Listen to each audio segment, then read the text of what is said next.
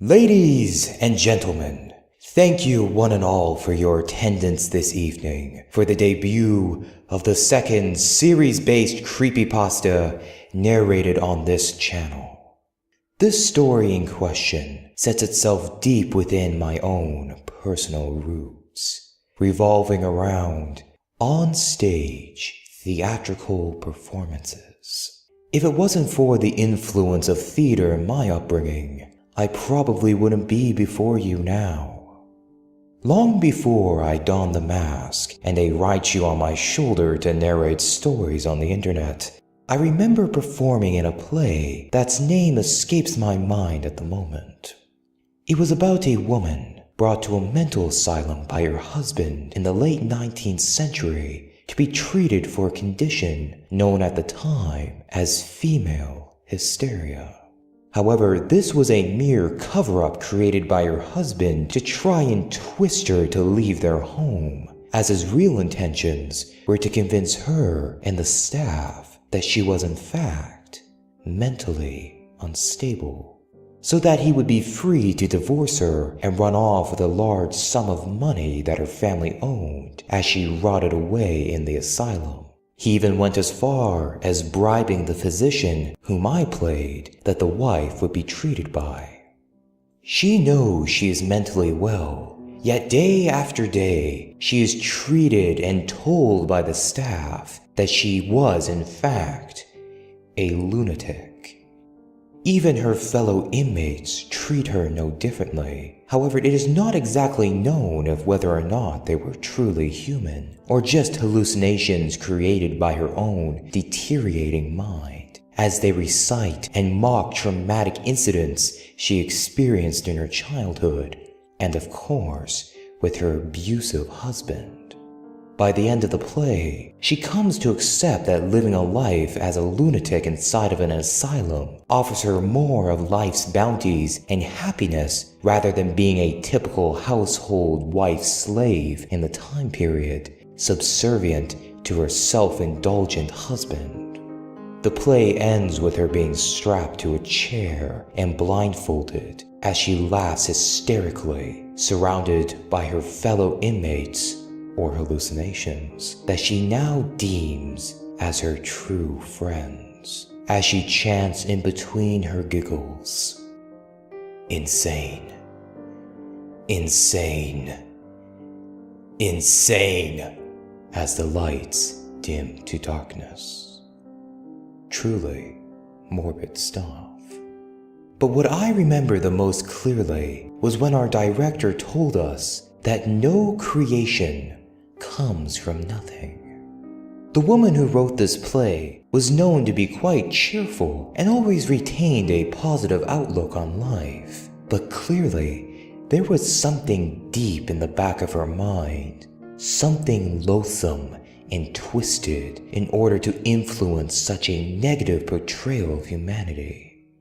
Applying the same logic to this play in our story tonight, where does a creator's mindset have to be to produce something that glorifies rape, abuse of fellow humans, and most disgustingly, the promotion of the exploitation of the sexual integrity of children?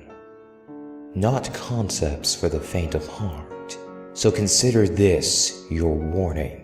As with this series, we will be answering that very question in depth. Now, I've reminisced long enough. It's time to begin. Like with every reading before, I encourage you to sit back and relax. Your mind is an open canvas. My words in the story are the lines, and the music is the paint. What image will your mind create as we delve into the tale of the Puppet Master's regime?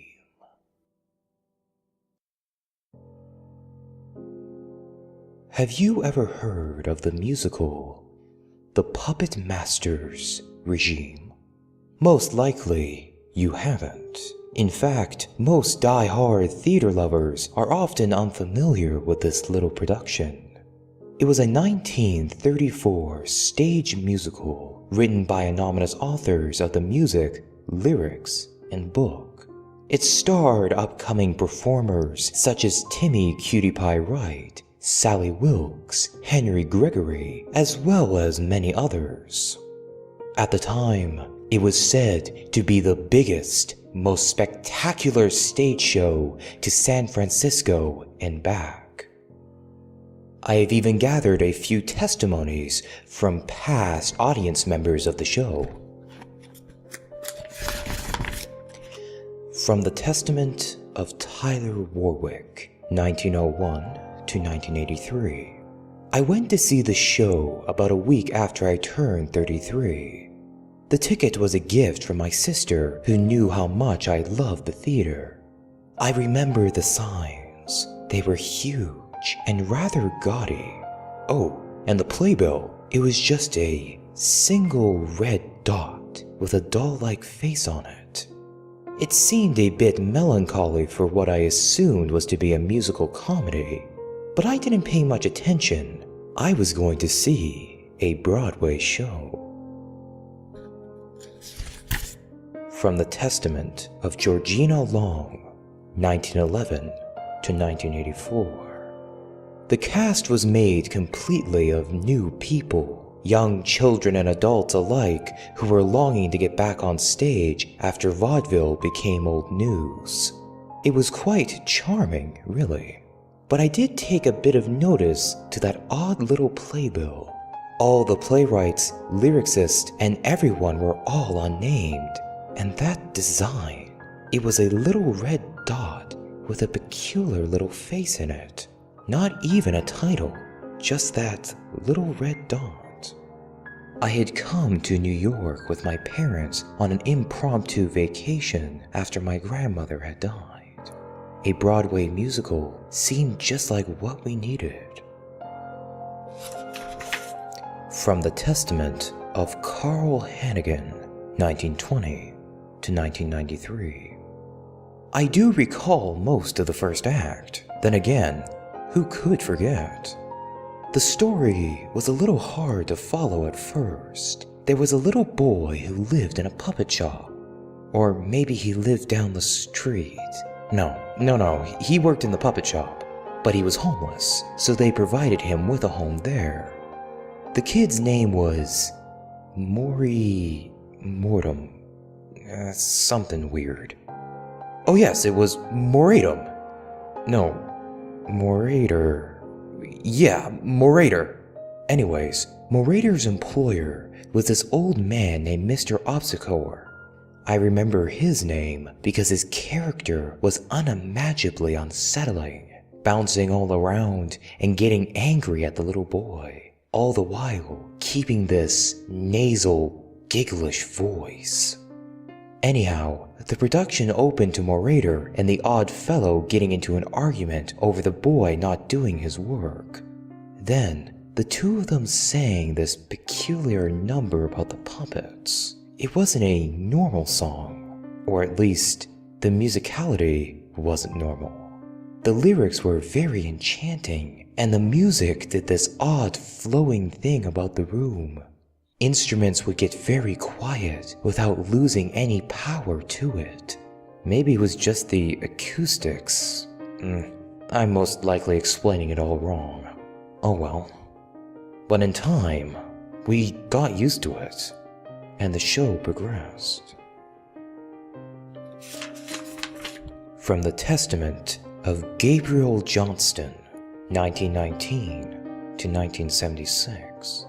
This youngster, Morator, something like that, was quite insecure about his stay in the puppet shop, very paranoid that his boss would throw him out. I was an aspiring lyricist at the time, and I'd done the lyrics to a few original community theater projects, so I was fascinated with the wording in these songs. I scribbled down a few lyrics after I'd went home. Unless I'm remembering wrong, The little puppet shop boy and Mr. Obi something had an introductory duet, and the narrator went off and had a short lament in a different, much more somber tune. How I heard the lyrics goes as follows.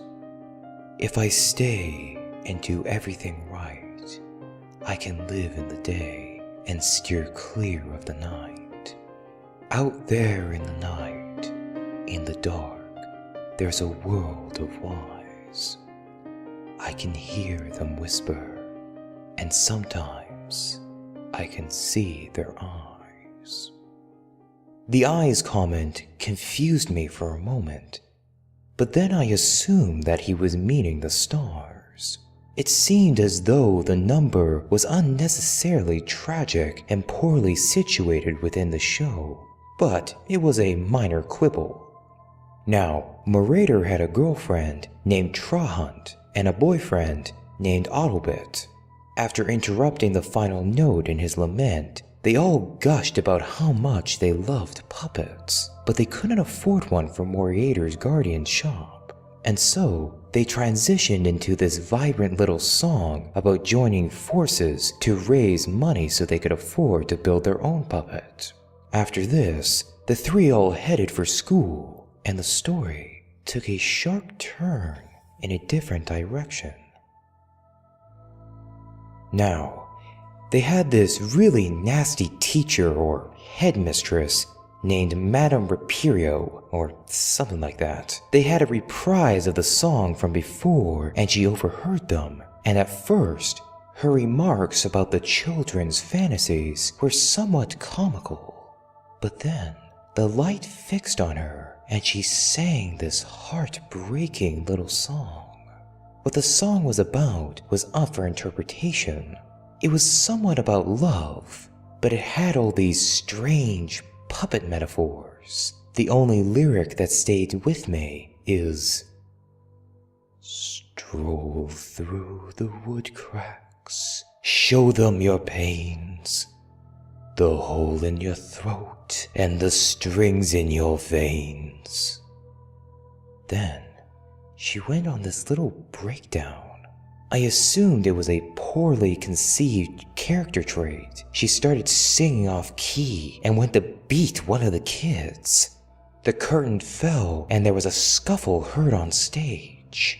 People whispered to each other, but a rising new orchestra piece silenced us. The curtain rose again and we were right outside the puppet shop. From the Testament of Louis Roberts, 1905 to 1967. Marauder and his friends went into the town and sang a song about selling dolls. Well, I think it was. Because the little girl made dolls in her spare time and she had to sell them. I remember those strange background characters. The company was absolutely monotonous. They all wore the same form of dark clothing, and each of them were very, very tall. I can remember how they all had their faces covered up by their hair or hats or veils, and none of them spoke. None of them even sang during the course of the show. They just walked in perfectly straight lines, as if they weren't even part of the production. Anyways, this strange song about buying dolls, it had absolutely no life. But for some reason, these children were putting their all into it. I could see the pain in their faces as they hit those high notes, and something else. As the lyrics went on, they seemed to get it's so hard to explain. They all looked like they were hurting a little. They looked so pale and nervous all of a sudden. Coming from a stage family, I convinced myself it was only stage fright, but it still made me just a tiny bit anxious. From the Testament of Carrie Laurie, 1921 to 1995. The kids all got their money from this strange man in a cloak who sang a simple little tune. I still remember the lyrics. Despite the fall of rain, little kitties, everyone needs a little song. Wooden dolls give you pain, little kitties. Go on, little kitties, run along. His character was never really explained, but I remember how truly gripping the melody was. So haunting. It got you right there in the gut. Even the little kid actors seemed to be a bit unsettled by the new turn of the show. They all kept stuttering over their lines as they spoke and sang, and then a light bulb over the stage went out. Everyone kind of gasped, and one man, I think, even laughed. The noise it made really spooked the little girl, Little Miss What's-Her-Name. All the names were so very strange. All I know is that the light bulb had gone out, and the actors were stumbling across the stage, and the whole thing looked like a terrible flop. When the children re-entered the puppet shop, they presented Mr. Obstacore with the puppet pieces they'd acquired when the audience wasn't looking, singing a braggedy sort of chant. It was obnoxious, but thankfully brief. After that, the light fixed on Marauder, and he began another tune. The song was a dud, and all I remember was that he flubbed the last line. The lyric had something to do with the final stroke of light, or some sort of long-winded moon-based metaphor. All I know is that he forgot the words, and all that could be heard in that theater was the sounds of car horns outside the building. The boy, he didn't seem shocked or embarrassed or nothing, but his posture improved out of the blue and the orchestra stopped. He projected half the word, "sorry," then suddenly he burst forth in wordless vocalization. The music resumed, and the other characters began to join him. From the Testament of Marcus Edgar, 1918 to 1968. So after that bulb went out, the whole set started falling apart. We, the audience, tried our best to ignore it, but it was near impossible. I saw 2 sets of very angry attendees get up and leave. The set piece for the puppet shop screeched its way onto the stage, and we could see in the far back the paper sky background falling down. The lights went dim in what we assumed was an attempt to hide the malfunctioning set pieces. The kids, with the help of an oddly monotonous Mr. Obstacore, constructed the puppet, and this strange song played. To this day, I don't know what they were saying. It sounded vaguely like Latin, but I went on to study Latin in college the next year and found that guess to come out flat. I remember how it enchanted me though. It enchanted all of us. We all began to feel this thing course through us. I remember a few people around us who were humming in an attempt to rid themselves of the sound, and I could hear people in the front rows crying out in what sounded like pain. The actors themselves sounded as though they were about to pass out at any moment. They were doing this odd sort of ballet, and they were all tripping all over themselves, and a few more lights started flashing and breaking. We all sat and waited for the song to end when I'm sorry. I'm so sorry. I can't do this. From the Testament of Carolyn Mark, 1901 to 1949. The lighting was completely out of control. It was a mess, and that song, it was awful, but something about it, it was powerful. It had a force. I watched intently as the dancers began to skip around, and I thought they were the lights themselves.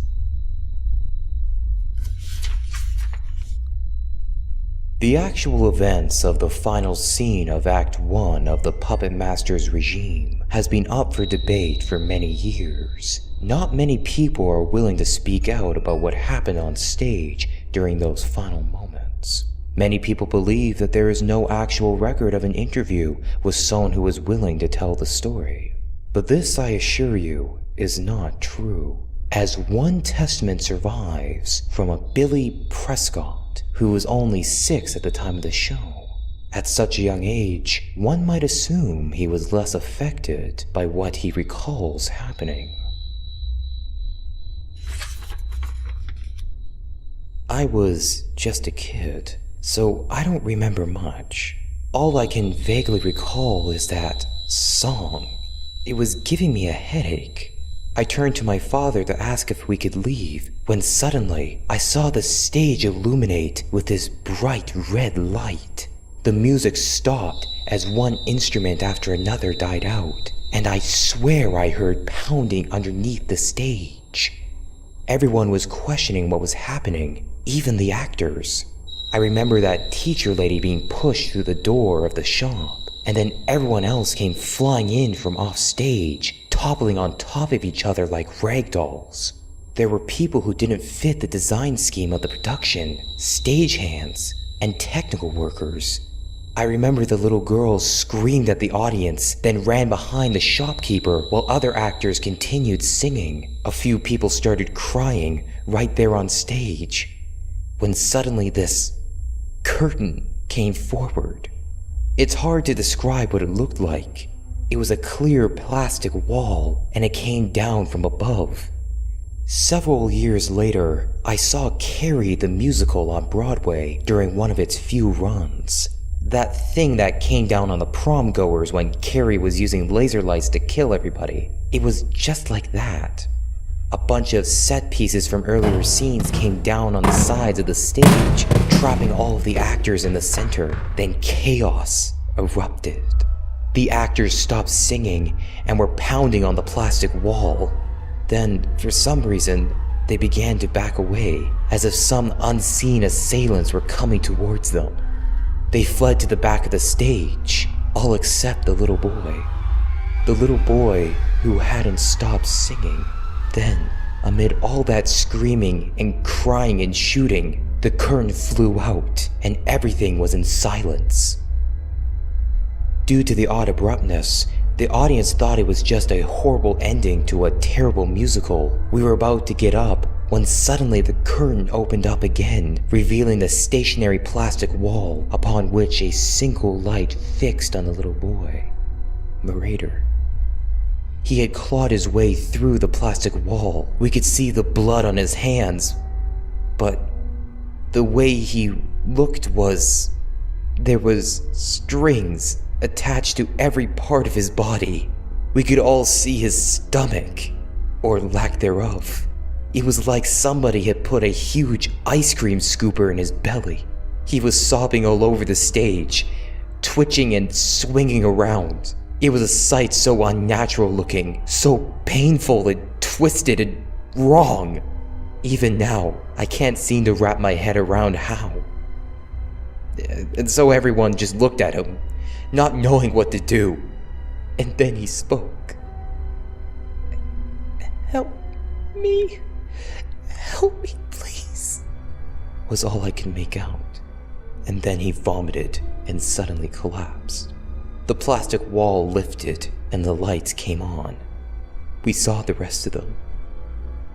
They were all dead. Every one of them looked exactly like the little boy. Everyone had those strings attached, and we watched as all of them, even the little boy, as their strings were pulled on, their lifeless bodies rose on cue. And they bowed. However, we cannot be certain that this is a credible account, but unfortunately, it's all we have to work with. The Puppet Master's regime sparked horrible debate among the theater companies. Several audience members had to be treated to special therapy for years to come, and the show itself was covered up by the police. For years to come, the theater company, as well as the police department, who had never managed to solve the gruesome murders of the cast and crew of the show, denied that the play ever existed. However, in recent years, the story has resurfaced, sparking much new debate on the subject. The theater that housed the musical still refuses to acknowledge the show's existence, and most theater historians know nothing about the show in general.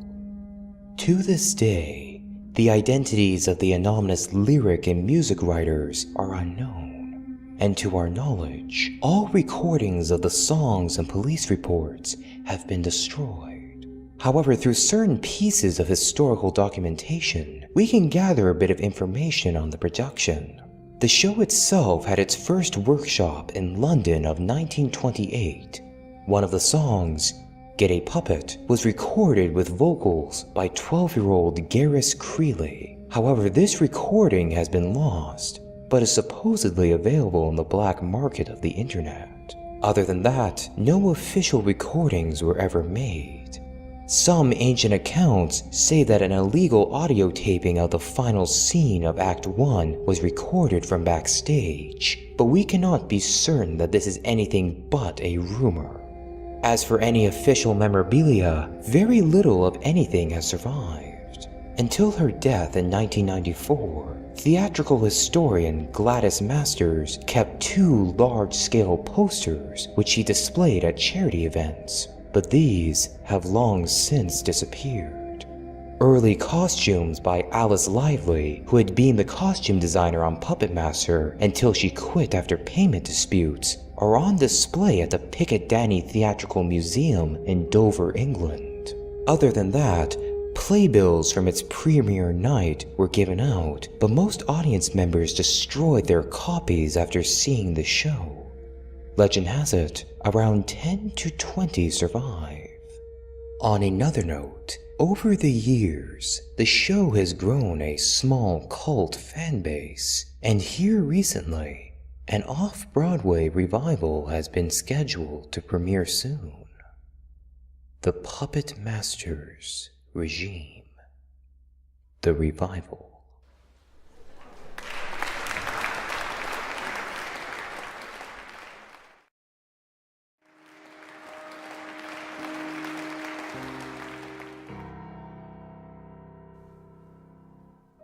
When I last broached the topic of the 1934 musical, The Puppet Master's Regime, my knowledge was apparently very limited.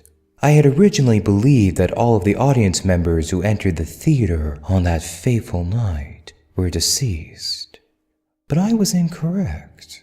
One lone audience member, Alice Corley James, who was 9 years old when her grandparents took her to see the show, lives in Connecticut with her grandchildren. I gathered this information after my long investigation as to the theater which housed the unfortunate events of 1934. I found myself on a wild goose chase after a long line of theater owners shoved me in different directions via emails or the rare private meeting. I was eventually given the home address of a little old man who shall go unnamed. This man had worked in several theaters over the past 50 or so years and had collected many borrowed theater items. One of these items was a box labeled 34 Creeley Wright. The gentleman claimed that he found it in the vaults of the August Wilson Theater, but I'm not sure if he can be trusted, as his eggs seem to be in quite a few baskets, if you understand me. The oddly numbered box contained several sloppily organized papers, all of which detailed the long-awaited production of The Puppet Master's Regime. The most interesting of these files was a bulky folder that detailed the 1928 workshop in London, where the title of the show was originally Marauder's Friends, which was later changed to Marauder's Puppet. As music was refined, however, the title became The Puppet Dressed in Black and was finally changed to Puppet Master, which was the title they used during the actual staged readings. The folder also contained a partial script for the show, although many pages appeared to be missing. Not one of the song lyrics were shown on the script, although the song titles were printed in their place, along with notes for the young actor playing the part of narrator. Most of the notes are from the director, a man named Richard Weber, but one note seems to be a bit ominous. A little less vibrato on this one, Garrus. Make me proud. Make us both proud. Mr. Sheridan. This Mr. Sheridan never showed up on any of the other files. He may have been an unaccredited assistant director, but something about his handwriting didn't sit right with me. Anyhow, some of the song titles are rather fascinating. Tunes with such titles as Never Mind Me, Mister, Marauder Was an Orphan, and Get a Puppet make the production seem like any other. The characters don't seem to be written in any strange way, much to my disappointment. It seems like a harmless little kiddie show, cutesy and upbeat. However, as the script progresses, the notes from this Mr. Sheridan become more evident, and his messages become increasingly disturbing. We love the way you used to do it. Stop doing what we never told you to try. Your cheeks puff out at the end of this number, Garrus. I love it. He loves it. We both love it. They love it. Meet me backstage after the reading, Garrus. He has a gift for you. Meet us backstage again, Garrus. They love to look at you. Never leave us, Garrus. You're too important to Puppet Master. After reading up to the scene where Marauder and his friends tried to sell dolls, creatively titled The Doll Selling Song, I decided to stop reading and do a bit of research on Garrus Creeley. I was not prepared for the sickening results. Garrus Creeley was born on November 3rd, 1916. His mother had been a vaudeville stripteaser who lacked the funds necessary to support a child. As a result, he was taken in as a 3-year-old boy by a man whose last name was Sheridan. His first name is recorded differently in many documents. Most people believe it was either Carmichael or Charles. Sheridan was apparently a Coney Island architect who designed elaborate funhouses and carnival freak houses. He was also a private composer, having written many vaudeville numbers and Coney Island themes. Garrus Creeley Sheridan was a semi-popular vaudeville performer from 1921 to 1923, upon which he was removed from the Sheridan home after Garrus claimed to have been sexually abused by his adoptive father. Garrus was taken to live with Annabelle and Henry McGregor, a middle-class family living in Upper Manhattan. Annabelle and Henry, in an attempt to rid him of his childhood trauma, relocated to Worcester, England, with Henry's relatives. Coincidentally, Puppet Master began rehearsals for the workshop a year after Garrus Creeley moved to England. The music and lyrics were still accredited with Anonymous. Now, one might assume that this is just another depressing backstory to a child performer from the early 1900s. But it gets worse. Sheridan, along with being an architect and composer, was also a great patron of child pornography. He was the leader of a small group of individuals who specialized in the production of such articles. What makes this more revolting is that from 1921 to 1923, the years that Creeley was his legal son, Sheridan housed a child-centered burlesque theater/brothel underneath his estate.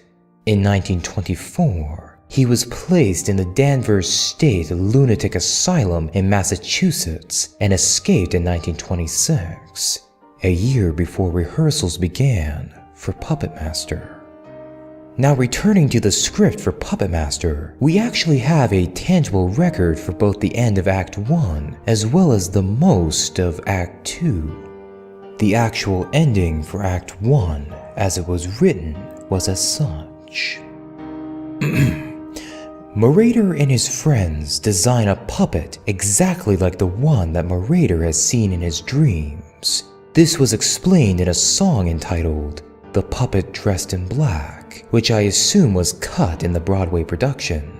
This puppet then comes to life and calls upon his magical powers to send Marauder and his friends into a parallel universe.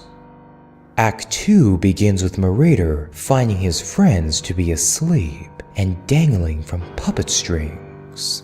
The music takes a more operatic theme, as we have 6 songs that are played one after the other without a single interval of speech. The song titles being "Never Mind Me, Mister," reprise, "I Can Hear Them Sing," "What Is This Place?" Marauder's Soliloquy, "Wooden Dolls," and "The Wind and the Whisperings."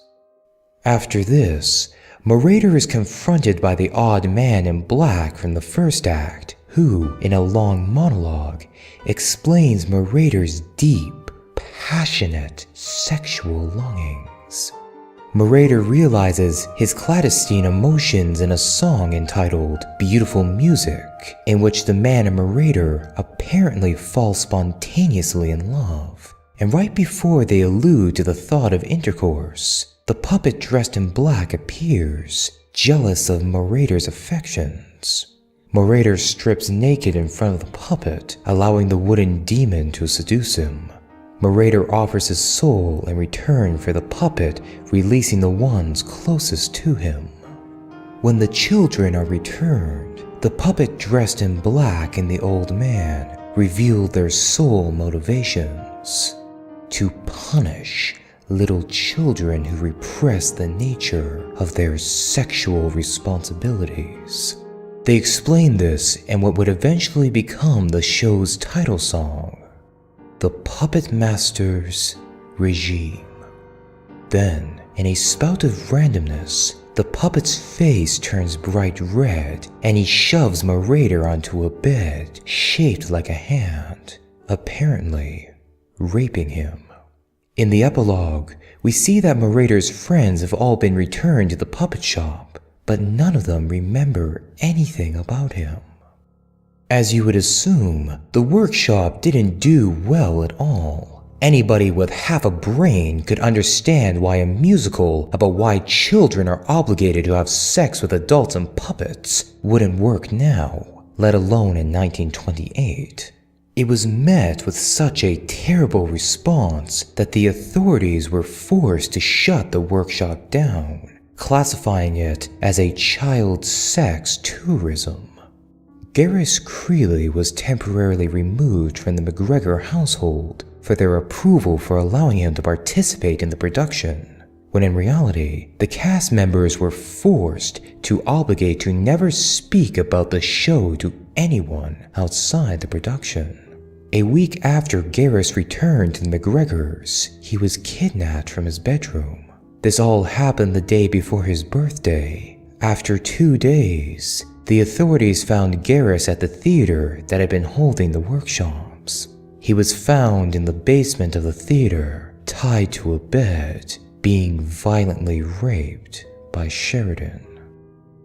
Sheridan, of course, was taken into police custody, where he died 2 days later of a lung infection. However, the most disturbing part about the crime scene was described by Officer James Cartwright.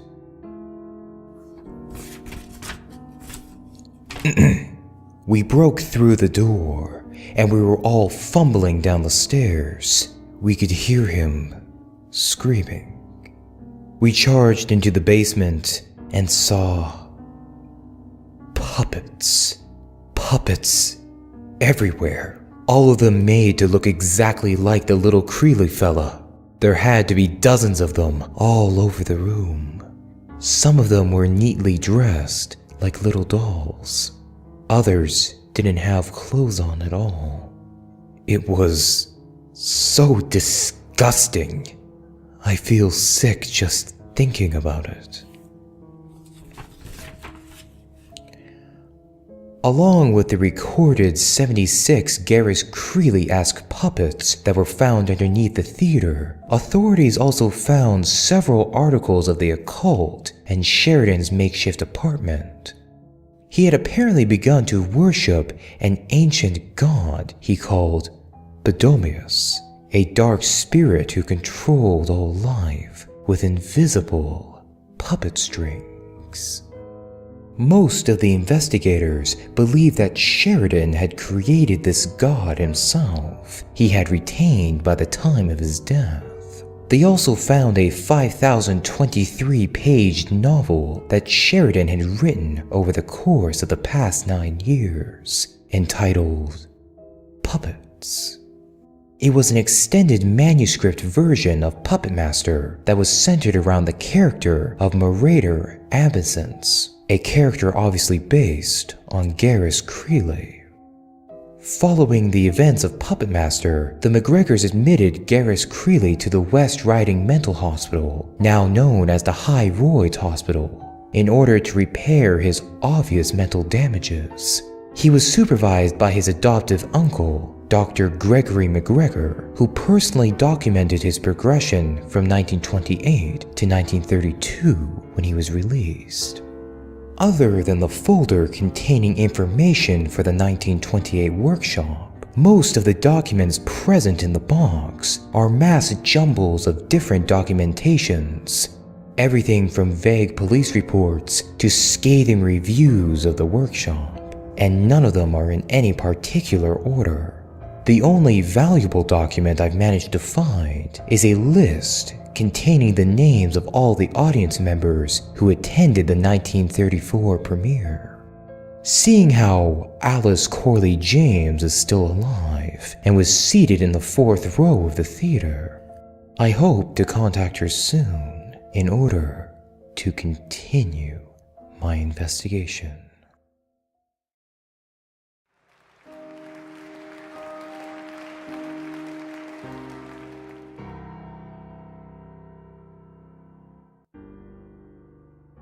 From the personal diary of Annabelle McGregor. January 7th, 1932. Garris came home today. He seemed paler than he used to, much more quiet. I wish there was something I could do. I wish I could bring him back to us. But he's gone. I have to accept that. We all have to. As it turns out, the diary of Annabelle McGregor, Garris Creeley's adoptive mother, for those of you who don't remember, was used in the writing of a 1998 psychological thesis by Catherine Jacobs entitled From Garris to Hannah, a study as to the effects of child molestation. In this book, the author uses materials from various different child molestation trials to form an in-depth study on the resulting mental scars such experiences can produce in children. Annabelle's entries themselves aren't that relevant, often repeating the same things over and over, but they do form a cohesive thread between two big events in Garris Creeley's life: his release from West Riding Mental Hospital and his journey back to America. According to Annabelle, 19-year-old Garris Creeley left his parents a week after returning to them, going off to work in a shoe factory. After being fired for the inability to follow proper safety instruction, he worked as an assistant ballet instructor in London. 6 weeks after this, he returned to his parents, where he learned that they had been harboring a secret from him. After Sheridan, his previous adoptive father, had died, Garris was left to inherit all of his belongings. This included the expansive novel, Puppets, and the script and score for Puppet Master, the musical version of the same novel. From the personal diary of Annabelle McGregor. September 18th, 1932. Garrus called to tell us that he was leaving. We asked when he was going to come home, and he hung up after that. It's been 4 days, and I'm beginning to believe that I won't see him ever again. Not much is known about Garrus Creeley after that. The next existing record of him is in a financial statement in 1933 concerning an injury for a choreographer for the Puppet Masters regime. It would appear that Garrus was continuing his adoptive father's work. Why on earth Garrus Creeley would drop everything in his life to continue the work of his childhood rapist is beyond all logical comprehension. One reason could be that he wanted to understand his father more. He was, after all, Sheridan's son. Perhaps he understood how much Puppet Master had meant to him and had devoted himself to polishing up the production. In Catherine Jacobs' book, she details a great many examples of this. In the letter from Garrus to the aforementioned choreographer, he writes, "I hope to enliven the production with a bit of playful mystery, such as the essence of the original novel format." I don't have the complete manuscript for Puppets, though Catherine Jacobs apparently does a small snippet of about 200 pages. God only knows how she acquired this. She lists a total of 17 excerpts in her book. From what I've read, the prose of Puppets is very difficult to comprehend. One might assume that Sheridan hadn't ever stopped writing it and had never revised. The story itself follows the main character, Marauder Abensis, as he goes off on an adventure to explore his own sexual agenda upon the request of a puppet that he meets in a dream. To get a feel for the odd, flowery nature of the writing, here's an excerpt. The puppet was as black as night upon the winter eyes of Lamistide, light and airy, yet weak and bitterly sharp. Upon sensing the figure's wooden presence, he scattered himself about the room, unable to find a proper door or window to relieve his urge to escape the angry monstrosity. His eyes danced along the riverway of contempt, stealing glances of the form that beckoned for him to remain motionless. Defeated, he rested himself within his own terror, bending as he slipped into his remorse and fear. I have nothing to work on but the vague points provided by Miss Jacobs for this assumption, but I gather that Garrus used his inheritance to fund the production of the Puppet Master's regime. In the box, 34 Creeley Wright, I found a small folder full of production notes from Garrus that I had glossed over in my previous search. Nothing of great importance stands out, other than the pitch Creeley used to gain attraction of several theater owners who were interested in housing the production. In this, Garrus describes the show as upbeat, fraught with flowery production numbers, and a moral all ages can relate to. I feel like this is a good time to bring up my meeting with Miss Alice Corley James. I made sure to phone her grandchildren for permission to visit, for which I was declined 3 times. After I sent the cake, they understood my persistence, and I was granted access. It was a 6-hour drive to the home of Alice Corley James.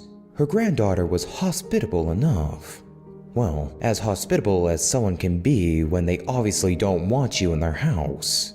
She took me to the living room and offered me some cake, which I declined. A few minutes later, I met Alice, who limped her way onto the couch with a plate of cake in hand. I tried speaking with her, but she refused to talk to me until she had finished eating. I took an instant liking to the old bat, nutty as she was.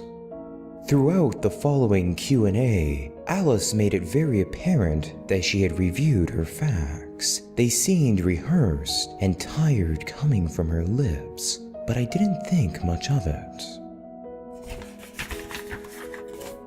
From the Testament of Alice Corley James. How old were you when you saw the Puppet Master's regime? 9. I had just turned 9 that Wednesday, and we were going to have a party the following Saturday. What do you remember about the production?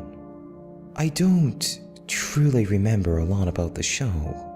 I was young, hyperactive, and I was bored. Bored to tears by the entire thing. It was so very monotonous and so blandly staged. I recall watching the 3 kitties dancing the exact same motion. Twist, tap, twist, tap, for almost 4 minutes, all while the ensemble walked in crisp lines. It was so awkward. That little boy playing the main character, Maurice something or other, was a bit quiet if you asked me. He sort of mumble-spoke, squinting the entire show. Those vague, squinty eyes were bland too. I fell asleep halfway through Act 1. And do you remember the end to Act 1? No. When I woke up, my parents were dragging me out of the theater. I spent the next 3 hours waiting by the street with my mother while my father searched for his brother. Uncle Devin was the assistant choreographer, you see. He died backstage. I think a lift or something collapsed? I don't know. It was only when I was 30 that they actually tell me what happened. Though, I remember that they never acted the same again. Did your uncle keep any documentation of his time working on the production? I wouldn't know. We weren't all that close to him, you see. If he did, where could I find those documents? Either they're still at the theater, or my father... Oh, yeah, my father probably had them. I remember the policeman delivering the box to us. Your best chance of finding it would be in the attic. We moved all my father's old office documents into a red... Yeah, it was red. A red chest. If it isn't there, it was most likely thrown away. Mrs. James's granddaughter aided me in my search, and together we found the red chest, as well as Devin Corley's belongings. They had been shoved into a small storage crate within the chest, sloppily strewn in wrinkled chunks of paper. I offered Alice the opportunity to rifle through the crate, but she politely shooed me out of her house before asking for another piece of cake. At first, I couldn't make much sense of the contents within the box. There are a few bills, some blasé production notes, and a list of assembled performers. However, one particular sheet of paper did catch my interest. The audition notes for the role of narrator. For those of you who don't remember, this was the character whose actor was last seen begging the audience to help him on the night of the Puppet Master's premiere. Not many names are found in this file, oddly enough. Just 14 boys and 6 girls. Underneath the various names are notes over the auditions. Notes such as, too cheeky, too quiet, too mumble-mouthed, and about 3/4 into the paper, the name Timmy Wright is circled 3 times, a small star etched beside it. He's the one, the note reads boldly. I've done a bit of research on this performer as well. Timothy Cartwright was born on August 16th, 1923. His father, Vincent Cartwright, was a lighting designer for a theater on Broadway at the time. His wife, Margie, was a costume designer. Though little is known about the beginning of Timothy's career, but by the age of 9, he had taken the vaudeville world by storm as Timmy Cutie Pie Wright, or Cutie Wright for short. As far as I can gather, his only Broadway credit before the Puppet Master's regime was in a semi-successful flop called Joyful Hooligans, in which he played a young British boy who falls off a ship and is taken in by a band of American teenage pickpockets. Devin Corley's diary details the arrival of Timmy to the theater. He says that Timmy was asked to be dropped off in the lobby without his parents. Garrus Creeley instructed the staff not to enter the lobby for an hour. At the end of this hour, Garrus Creeley himself came through the lobby doors and found Timmy still in his seat by the receptionist desk. He was quoted to have looked confused and scared, with a look in his eyes that likened to an old cat, weak and defenseless. Garrus led him back to his office, where he waited for his parents to return to sign the proper paperwork. The next few entries of Devin's diary describes the hiring of the rest of the cast and crew. Shirley Taxum was signed on to play Trahot for 3 weeks, but died in an automobile accident and was replaced by Sally Wilkes. Henry Gregory, another vaudeville performer who had worked with Timmy at least twice before, was signed on to play as Autobit. Other cast members included Fernando Perrone as Mr. Obscure and Grace Day as Madame Reperio. The casting for the Man in Black, as well as the puppet dressed in black, are not listed. Set design was done by Abraham Durrett, and costumes were done by Juliana White. Lighting and direction was taken up by Garrus himself. For the first 2 weeks of production, Devin Corley's description of Creeley doesn't seem too interesting. A bit eccentric and a little bit of a perfectionist, but he's also described as jolly and surreal, like the Santa impersonators you see at the department stores. He was always cracking jokes and for the most part had a good attitude. However, as innocent as his behavior seems, even from the beginning, he has a strange obsession with Timothy Wright. Corley details an instance where Timmy was clearly getting the choreography wrong, and yet Garrus berates the other children for messing him up. From Devin Corley's perspective, he coddles the boy and barely even directs him.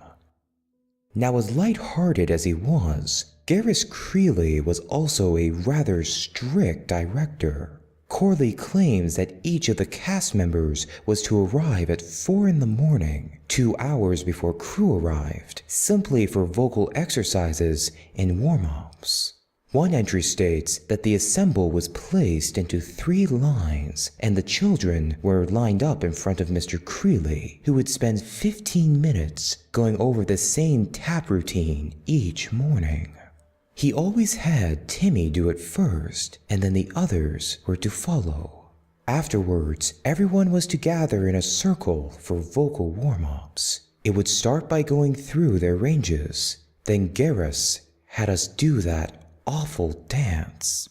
There were to be 2 circles, one inside of the other, and the cast would hold hands. Then both circles were to dance around in opposite directions. The outer circle began the chant first, crying out, "Semente! Semente!" while the inner circle yelled out, "Frela! Frela!"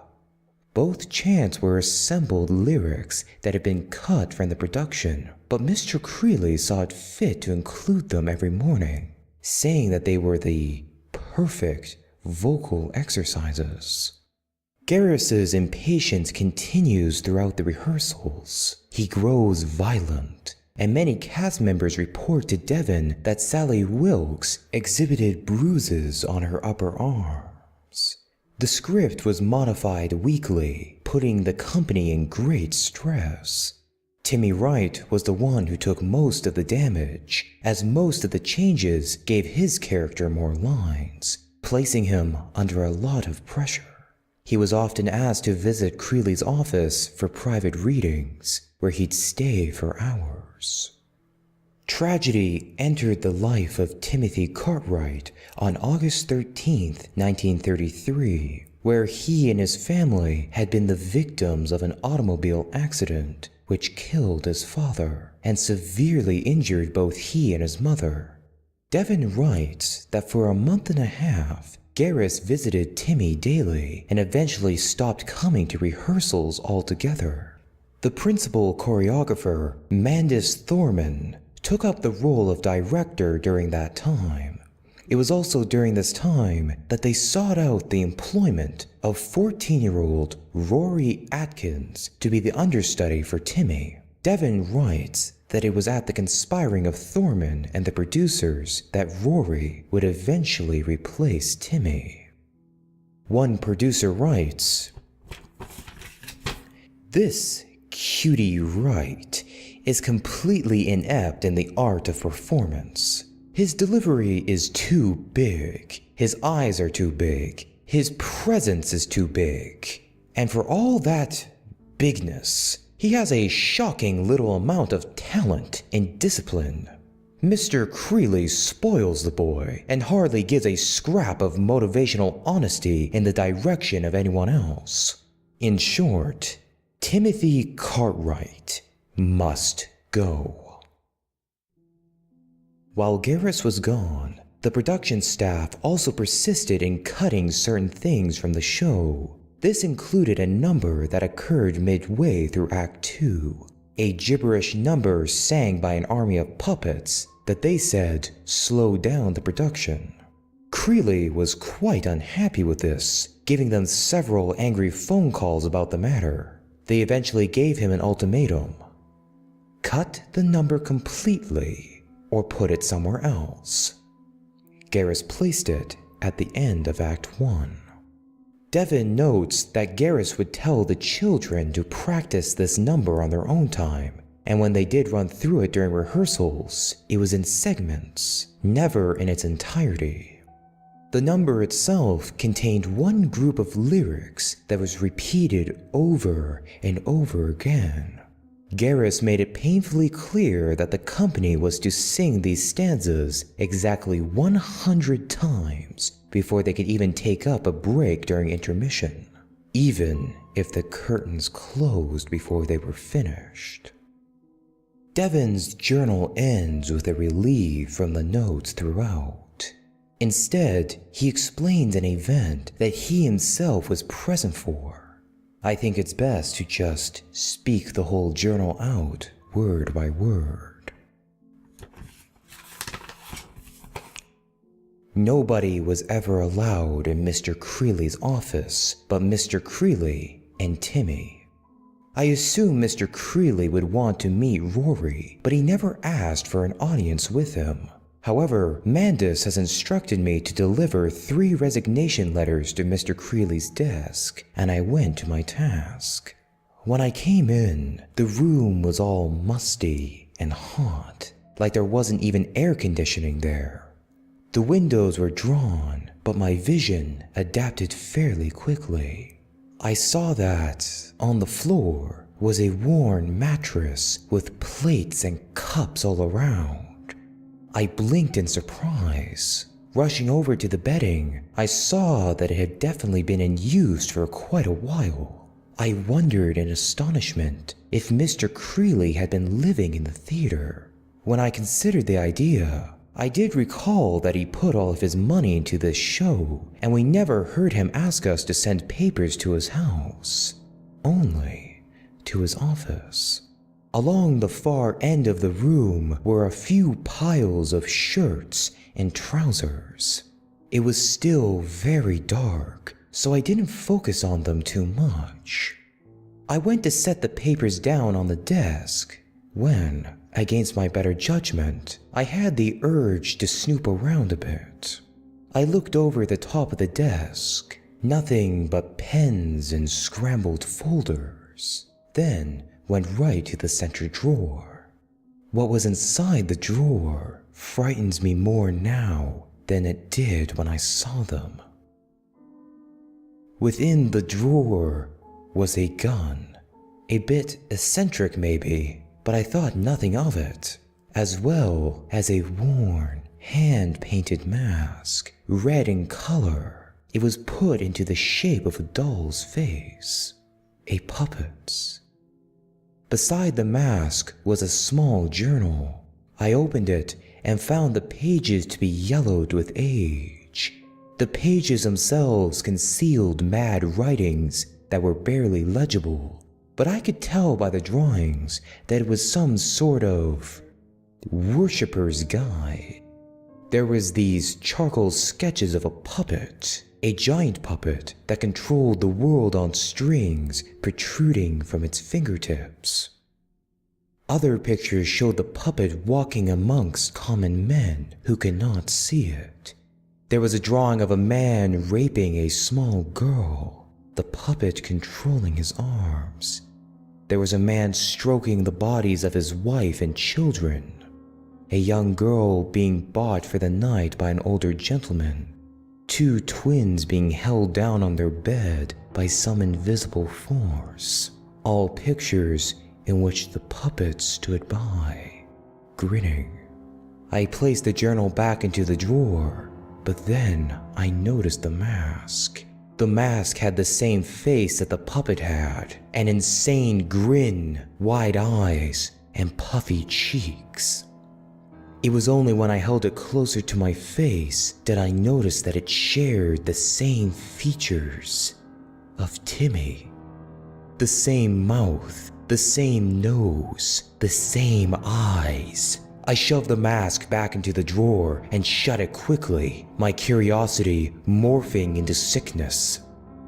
I backed away from the desk and hit the wall. Turning to my right, I felt my foot come in contact with the piles of clothes I saw earlier. My eyes had completely adjusted to the dark by now, and I could see that not all of the shirts and trousers were in Mr. Creeley's size. At least 4 of them were smaller. The clothes a young boy would wear. I grabbed the papers off the desk and ran out. I delivered them into Mr. Creeley's hand that afternoon.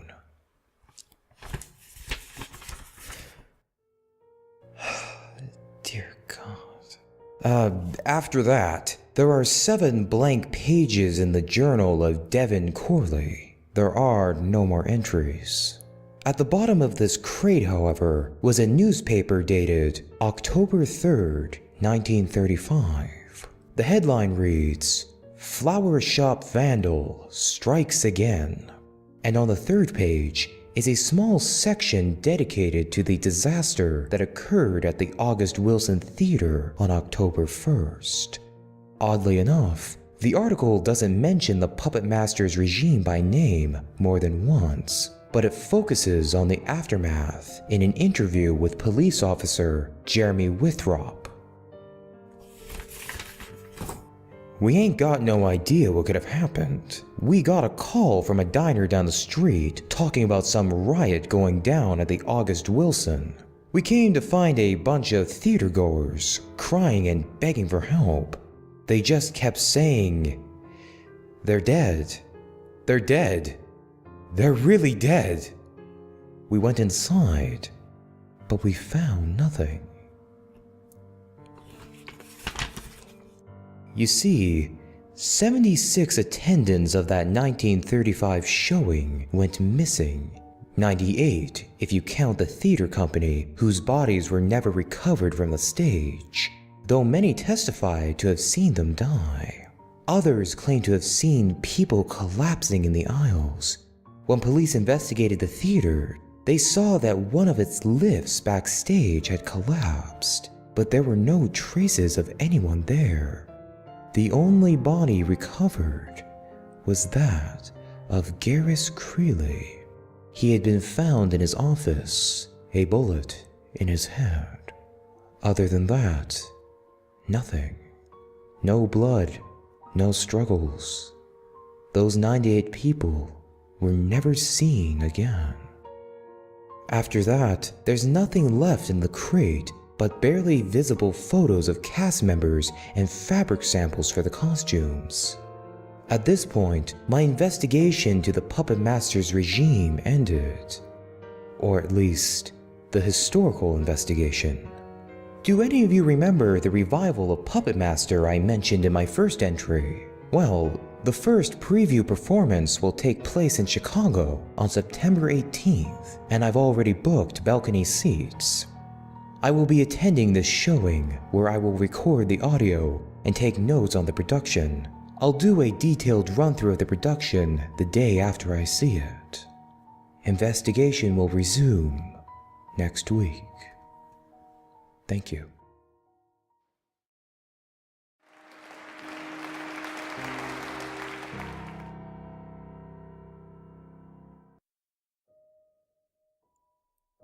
Alright, I never got around to posting the previous investigation.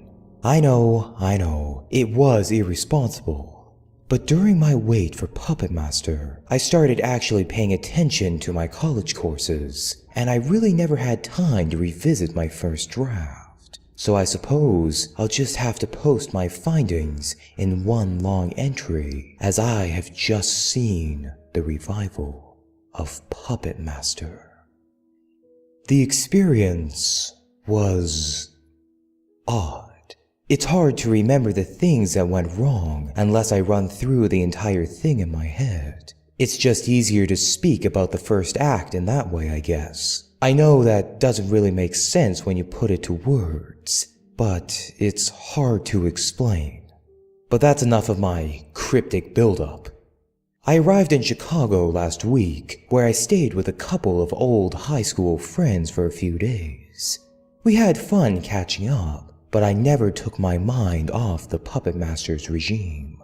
The theater that housed the production was rather obscure, located a few miles away from the main city. None of the news articles I've read post-preview have mentioned the name of the theater, so I can only imagine they don't want the publicity.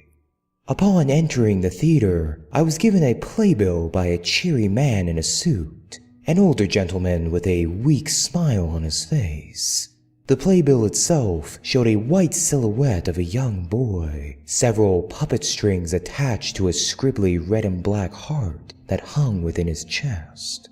There were white dollies hanging all around him, and I remember thinking it was odd that a preview playbill would be in color, as those aren't usually printed out until the show starts making money.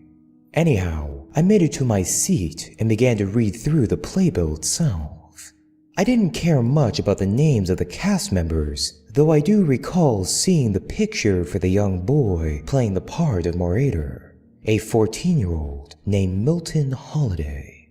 The show opened to a long, plodding overture, played mostly with piano, with these odd whistles being played through speakers all around the theater. After about 5 minutes, the music changed to a more bouncy, light-hearted tune, and the curtain came up. The stage was empty. Nothing but the projected backdrop of a village square with these odd clouds floating above. About 10 children in 18th century German clothing skipped on stage, playing with balloons and dolls. As the music progressed, a small mechanical horse wheeled itself on stage. The lights dimmed and the children stopped. The horse dragged along a cart upon which a small curtained puppet box faced the audience. As the cart came to a stop, a large puppet in a black robe flew out from behind the curtain. The children screamed and backed away. Then the puppet spoke. "Good day, little ones! What a wondrous day for bout of play, isn't it? Now don't you be frightened, sweetlings. The puppet dressed in black has a tale to weave, and someone has to hear it. Why, even if a story isn't terribly uplifting, it's the relevance of the story that matters, isn't it? Now gather, my popinjays, for this story, I'm afraid, requires keen ears of a curious child. For only the innocent can seize things simply without the distractions of growth. The children looked at each other, then slowly began to gather around the cart. Once they were all seated, the puppet let out a chilling laugh. Now that's the spirit, kiddies. Now, this is a story about many things. About love and hate. About dark and light, about the difference between right and wrong, and the difference between wrong and right. But at the core, this is a story about a little boy named Morator. And with that, the light on the cart fades away, and a light fades in on a small boy holding a broom, smiling profoundly. Morator. The rest of the prologue is rather bland, and I can't remember much of the exposition. The puppet, Morator, and Mr. Obsicor share a song. We learn that Morator was an orphan who Mr. Obsicor found on the side of the street 5 years ago and has since put him to work in his puppet shop.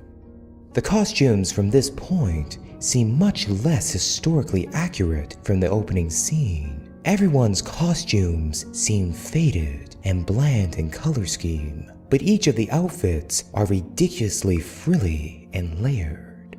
Some of the story's exposition is changed. For example, Morator's last name, Abensis, has been reapplied from the novel on which the story was based. The staging and set design is oddly reminiscent of Andrew Lloyd Webber's The Woman in White. Most of the sets are made up of hyper-realistic projections that give the illusion of a moving camera.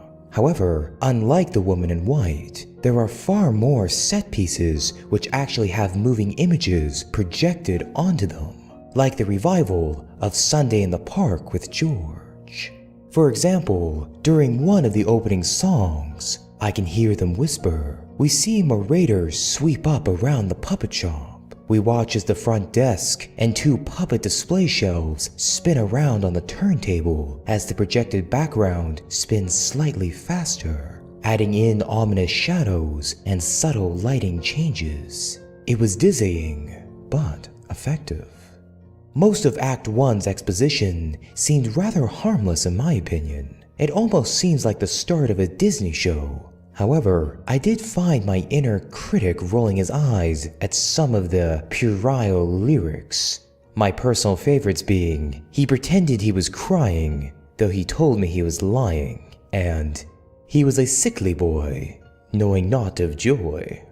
However, upon comparing the new version to what I've heard about the other two, there are some significant changes to the show. For example, the character of Madame Reperio has been cut completely. After the cutesy song, Get a Puppet, we are taken to the center of the village. Here, we have one of the songs that had been cut in the previous versions, entitled Whittletine, in which the villagers celebrate a holiday of the same name. This celebration focuses on the villagers dancing around with puppets and dolls made out of random objects such as twigs, scraps of clothing, and corn stalks. The music is charming, like a folk song, although the lyrics didn't seem to make too much sense. Here, the song where the children sell dolls is used as a bridge in the Whittletine sequence. Another change is the rearranging of The Wind and the Whisperings, a song that was originally played in Act 2. In this new version, it is sung monotonously by a group of black-clad people mourning the loss of a young girl, a rape victim. The sequence itself is so strange. Around 8 people walk on stage, 4 of them carrying a small open coffin. The lighting goes from yellow-orange to blue, and the chorus drones on for about 8 minutes as they somewhat explain how this girl died. The wind was her muse for play, and she pranced along the riverway. She slipped along the sides of the weeping willow's hairs, and she danced along the riverway with nary remorse. the whisperings from far away, calling out for her to stay. She stayed there with the wind and the whisperings of yore, and she danced with him until he saw it fit to take her source. Again, this uncomfortable simple song goes on for about 8 minutes. From what I could assume, the little girl had been playing along the river when a man asked her to stay with him until nighttime, where he raped her and tried to drown her before a policeman stopped him right as the girl had perished. Other than that, most of Act 1 seemed the same as the other versions, given that there is a small bit where a girl with a puppet mysteriously appears and disappears while Narrator sweeps up the shop, and another random scene right before the finale in which Mr. Obstaker sings about the hardships of raising Narrator, a song reworked from the same song Madame Reperio sang in 1934. The finale's song itself, which so many people had claimed to hold some sort of force to it in the 1934 production, didn't seem all that powerful, though this may be due to a rewrite.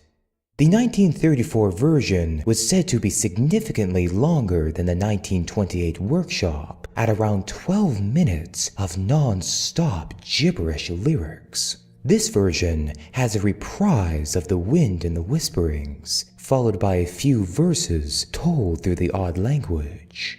The lyrics are, in fact, somewhat odd-sounding after 2 minutes of non-stop strobe lighting, but I wasn't affected by it.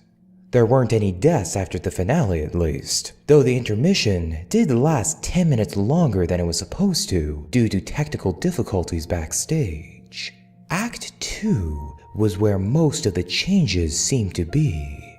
It began with a light on Narrator being strung up on ropes like a puppet, his friends and Mr. Obstaker hanging on either side of him.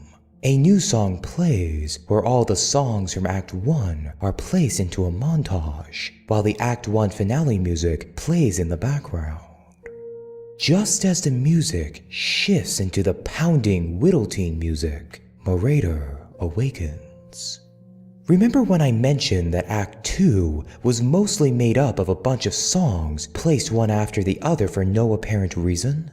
Most of that has been cut. The only 2 songs from that long, drawn-out sequence are What Is This Place? And Narrator's Soliloquy, which has been renamed to Narrator Comforts the Puppet and has been changed to a duet sequence. The lyrics have been improved as well. The particular scenes I listed before involve a panicking Narrator confronting the puppet dressed in black, who explains that Narrator's soul once belonged to a child rapist and that he died before the puppet could punish him. This is where the set designs became a bit odd. There were several floor-to-ceiling metal dollies that would constantly roll about on stage, as if to symbolize Narrator walking somewhere. The backdrop went red, and there were projections of puppets flinging the corpses of children along the walls. To say it was unsettling would be an understatement. After this, the story progresses in a similar manner as the 1928 workshop, but with different twists. Narrator learns that the odd-looking man in black from the first act was the boy that Narrator raped in his past life. The man in black wants to revisit their relationship, but Narrator wants nothing to do with him. They spend the next 10 minutes singing about what might have been, and Narrator begins to remember things. He ends up seducing and dominating the man in black, and they have sex on a bed while a group of children acrobats frolic about on long sheets of fabric above them. Just then, the puppet dressed in black shows up and orders the old man to go away. He explains to Narrator that his punishment is to forever serve him, aiding in the future rape and murder of children in the village where he lives. As they both sing the title song, several children, including the little girl who drowned in Act 1, join in, all holding miniature puppets dressed in black. The new ending is a bit confusing, but apparently they're saying that pedophilia is some sort of vicious cycle. When a pedophile dies, his soul is placed in that of a newborn child who will, by fate, be raped themselves. This influences them to become child molesters in their adulthood. Marauder, as well as several other children, manage to defy destiny by escaping their respective rapists, which results in their being enlisted into the Puppet Master's regime. It makes so little sense, and it's all so damn creepy. Then, just like in the 1928 workshop, all of Marauder's friends are returned to the puppet shop, but none of them have any memory of Marauder. We cut back to the cart from the prologue, where we see that all the children have disappeared. From the back of the puppet box, Marauder and the man in black exit from behind the curtains. They hop upon the horse and begin to trot their way out of town. As they exit the village, they hear a small girl's terrified screams, and she lunges out in front of the cart. She begins to beg Marauder and the man to help her, just as an old man rushes out in pursuit. He insists that he is the girl's father, but she sobs that she's never met him before. Panicked, Marauder pulls on the horse reins and runs over the man, killing him. The man in black turns to Marauder and in his low voice whispers, "Marauder, what have you done?" before the lights go out. However, right after this scene is where things quickly became wrong. The light slowly faded from the green tint of the forest into a deep blue, similar to the lighting during the Wind and the Whisperings. The entire company slips out from backstage, holding their miniature puppets, staring directly at us, the audience. Just then, the lights began to flash, and the puppets... I know this sounds kinda stupid to say, but they sang. I don't mean that the children sang while controlling the puppets' mouths. The puppets actually sang. And, oh God, the song. It was that same gibberish from the Act 1 finale. The children, the adults, all of them were holding puppets. They chanted those horrible words over and over again, their eyes unblinking, focused on the audience. Trapped in our seats, we were forced to listen to the song repeat itself over and over. I saw that the cast had begun to move the puppets around in jerking, near erotic dance moves, every now and again twitching in unison with the rest of the company. After a while, I began to feel sick. We were all sick. I could see people in front of me leaving their seats, ready to run out. I tried tuning the chants out, but that only seemed to make them worse. The music pounded within me, causing me to jerk about with each pounding drum. As I leached back in my seat, I realized something. The pounding within me wasn't just from the orchestra. It was beneath me. For a moment, I could see that everyone else could see it too. For a faint moment, we could feel the ground beneath us quake along with the chants. I looked up to see if the cast had noticed, but then I saw the puppets. They were still dancing and moving within the performers' grasps, but the performers themselves were not moving their arms. And then, for a moment, we all found relief. From backstage, several crew members rushed onto the stage, pushing several actors away in the process, one of them screaming out, "Fire! Fire! Shit!" And then the chaos began. From above the stage, all the lights began to shoot off. The projections behind the actors flickered briefly before shutting off entirely. The company screamed, as did the audience. In a flash of fire and sparks, the actors began to leap off the stage, and we all began to pile out the door. I still had a headache, and I could still hear the pounding.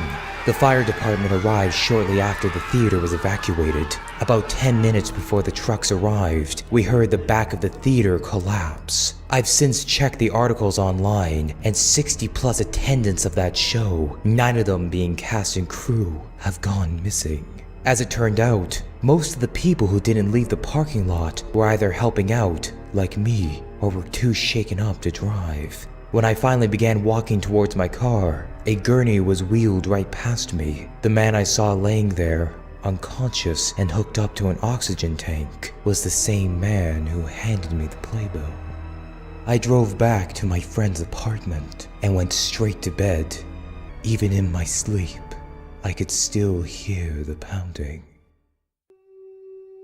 By morning, my headache had stopped, but the memory of the night before still lingered. I went to my computer straight away to upload the audio I had recorded. My camera tends to divide long videos into smaller ones, and I immediately deleted the last video. Nobody ever needed to hear that, especially not me. I listened through the recording again, making notes in word processor as I went along. I found myself humming to some of the more bouncy tunes, the pounding slowly fading away. My fear of the show had lessened. The idea of supernatural forces destroying the theater seemed far too ridiculous for me to take seriously, and I brushed my fear aside. Once that was done, I went to work scanning the playbill. After scanning the front, I went to work scanning the interior pages. A bit curious, I skimmed through some of the production names, and it was then, right there on the 3rd page, I saw the picture of the man who handed me the playbill. The man was the head producer and director, a cheery old man with a wrinkled face looking away from the camera. Below his picture, in bold letters, read the name, Timothy Cartwright. My face scrunched, my breath went still. All I could hear was the faint memory of the pounding. That isn't right, I told myself. It isn't possible. It's a different person. It had to be. Timmy Wright died on October 1st, 1935 at the premiere of The Puppet Master's Regime. Everyone saw it. Everyone saw him begging for help, strung up on strings. This isn't possible. Then I remembered something. In my interview with Alice Corley James, she mentioned Murator's squinty eyes and his monotonous acting. Timmy Wright was known for his wide-eyed expressions and over-the-top delivery. It's what made him famous. The person performing Murator that night in 1934 must have been Rory Atkins, the understudy. That and Garrus Creeley had been found dead, killed by a gunshot to the head. Everyone assumed it was suicide. Nobody even suspected murder. I remember Devin's journal, the puppet mask, the clothes, the fascination Garrus Creeley had with little cutie Wright. Nobody would ever expect murder. Why would they? And then, to add to my revelation, I realized that among the cast members who had escaped from the theater, there was one boy sitting in the back seat of his mother's car. The vague, empty face of Milton Holiday. Murator. The Puppet Master's Regime is not a simple musical, I've come to realize. It's more than just a production. It's a force. An entity even. It's not just a madman's sick, elaborate scheme to rape his own son. It isn't just a young boy's obsession over destroying his father's work. It isn't only an innocent victim's last attempt at showing the world how he was wronged. It's a greater monster than that. Within the writing and music of this show is something. I don't know what, and I don't even want to know what. Some kind of monster that refuses to die. people who saw the puppet master's regime in both 1928 and 1934 were said to have suffered from lifelong mental effects, causing them to hum tunes they had only heard once. Even now, as I've been speaking to you all, I keep humming the same demented tune of Never Mind Me, Mister in the back of my mind. The wind and the whisperings refuses to rid itself from my subconscious. I find myself thinking about this production night and day, singing and thinking about possible depth to certain subplots and songs. What's worse is that I know that someday another revival of this demented work will make its way onto the stage. Milton Holiday is still alive, isn't he? And this evil won't rest until it remakes itself again.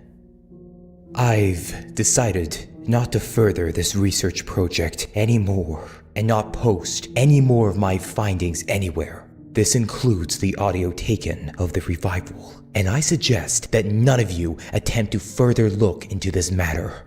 I assure you, it simply isn't worth it. Still not convinced?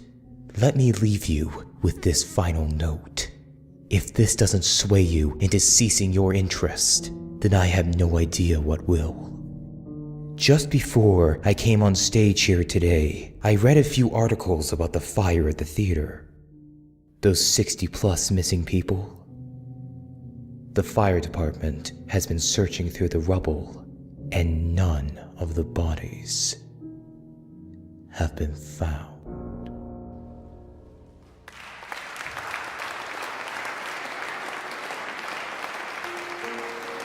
Thank you to each and every one of you for your patronage and support through this series special. Once again, I am honored to have reached this 500 subscriber milestone, and I eagerly step forward to the future of this channel. Let us all embrace these upcoming blessings together. Good night, everyone. Stay safe and enjoy your weekend. I am Dr.Moxmo, and I will see you next week.